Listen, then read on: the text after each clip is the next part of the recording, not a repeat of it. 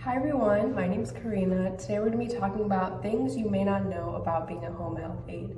So being a home health aide is more than just providing care for people who need it. It's much deeper than that. So the first thing I want to mention is that home health aides require empathy. So empathy is one of the most important qualities that you want to have as a home health aide. You want to also be able to relate or sympathize for your patients. A lot of these patients may not have their families around or their loved ones around, so you account for their physical well-being and also their emotional well-being. So you want to make sure that you're there for them and you're giving that emotional support as well. The next thing is that education and certification varies from state to state.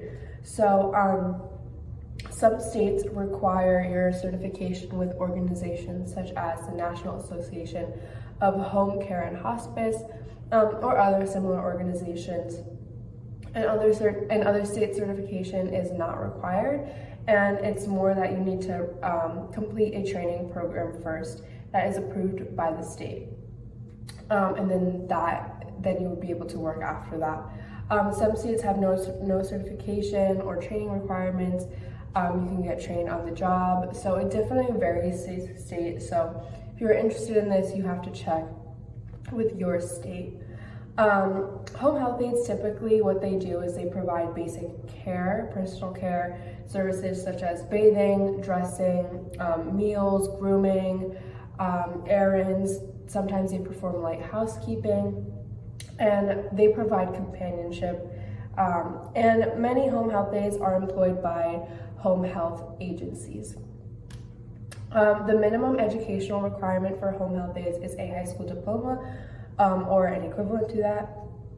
I have a video on GEDs prior to this video if you want to check that out. But a lot of people end up doing a training program that is typically between 75 to 150 hours. And some things you may learn in that training program is infection control, human anatomy and physiology, and nutrition and safety. The next thing is that you have to have strong communication skills.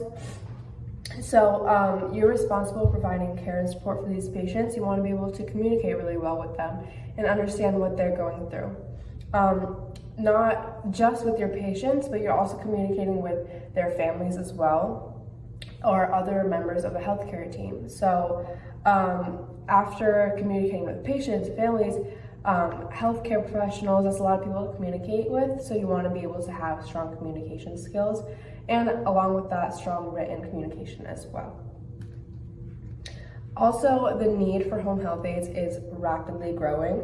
So as the baby boomer generation ages, we're going to need a lot more home health aides. So it's important that people are, researching more about home health aides and getting their education on this. The demand for home health aides is expected to grow by 48% from 2012 to 2022, which is great to hear because there'll be a lot more jobs opening up.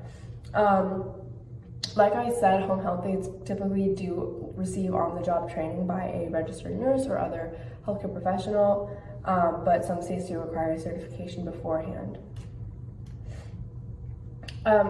Along with this, you can't replace home health aides with AI, and I think that's a really interesting topic to be discussing because there's a lot of articles out there that are talking about AI in the healthcare system, but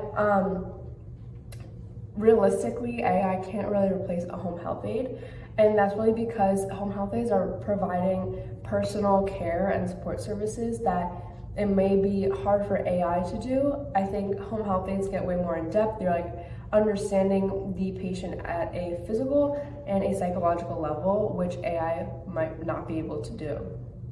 Also, home health aides provide human companionship.